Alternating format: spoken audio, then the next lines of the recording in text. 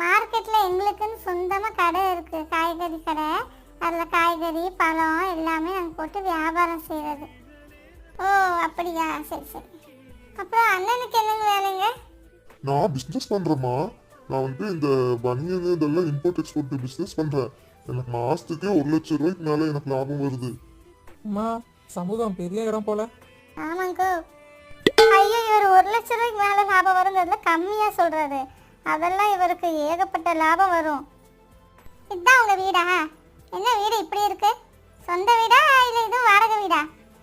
இல்லைம்மா இல்லைம்மா, இது எங்கள் வீடு இல்லை. அது எங்கள் வீடு நாங்கள் கட்டிகிட்டு இருக்கோம். இது இப்போ தான் இங்கே வாடகைக்கு 1 மாதம் ஆகுது. இப்போ தான் தளம் போட்டிருக்கோம். இனிமேல் தான் பில்டிங் எழுப்பணும். ஓ அப்படிங்களா? அப்போ இது உங்கள் சொந்த வீடு இல்லையா? நானும் இதுதான் உங்கள் வீடு போலன்னு நினச்சிட்ருக்கேன்.